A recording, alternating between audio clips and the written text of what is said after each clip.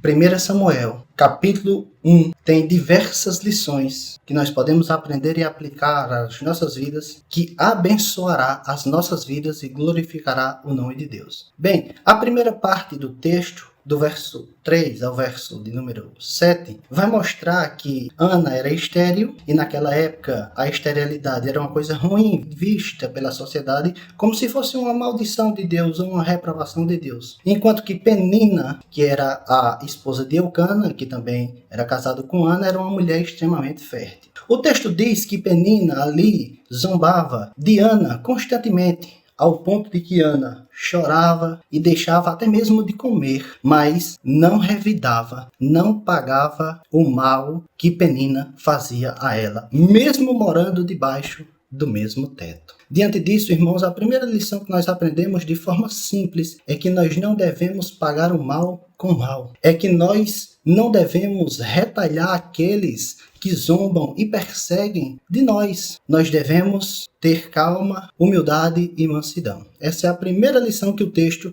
nos ensina de forma clara. Segunda coisa, meus irmãos, dos versos 9 a 11, mostra que Ana entrega a Deus as suas ansiedades e os seus pedidos diante de Deus. Meus irmãos, ela diz a Deus que se Deus desse a ela um filho, ela daria de volta ao próprio Deus, o Filho. E Ana ora constantemente, angustiada e agoniada diante de Deus. Ao ponto de que, no verso 12 em diante, irmãos, quando ela está ali na tenda com Eli, o sacerdote, ela orava tão angustiada, tão aflita, tão depressiva, que não conseguia sequer verbalizar as palavras e orava em espírito, ao ponto de que Eli, o sacerdote, chegou a pensar que ela estava embriagada. E Eli, o sacerdote, repreendeu Ana. E Ana responde com total humildade e mansidão. Ana diz: eu sou uma mulher aflita, angustiada de espírito, que ando triste, eu não estou embriagada. Ana, meus irmãos, vinha sofrendo há muito tempo com Penina. Ana sofreu aqui por causa do sacerdote que estava interpretando errado aquilo que ele estava vendo. Ele estava pensando que ela estava embriagada e ele vai repreender ela.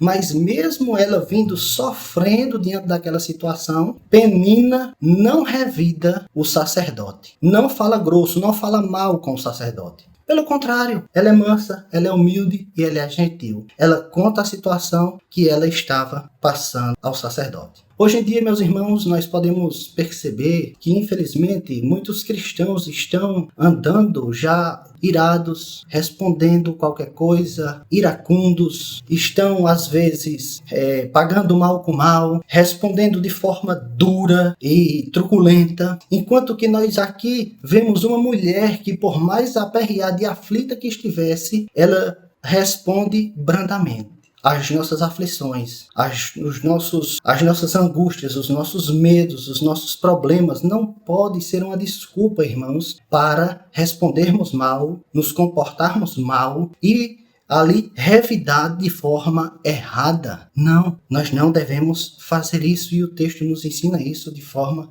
muito clara e muito evidente. Pelo contrário, hoje na dispensação do Espírito, nós devemos exercer o fruto do Espírito, falando sempre com mansidão e com humildade. É isso que nós temos a aprender com esse texto. Outra coisa que nós podemos aprender interessante, irmãos, nesse texto, é que apesar de ser sacerdote, Eli ali comete um erro. Ele não percebe a tristeza de Ana. Não, ele não percebe a tristeza, a agonia e a aflição de Ana. Ele acha que Ana estava embriagada pelo seu modo de orar, pelo modo de Ana orar. Então, irmãos, isso nos ensina que pastores e líderes, pregadores, missionários e pessoas conhecidas podem cometer erros, equívocos e pecados, porque todos nós somos pecadores. Diante disso, irmãos, nós devemos ser humildes, mansos, tranquilos e antes de falar, irmãos, nós devemos colher o máximo de informação possível para emitirmos uma opinião, para que não incorramos no erro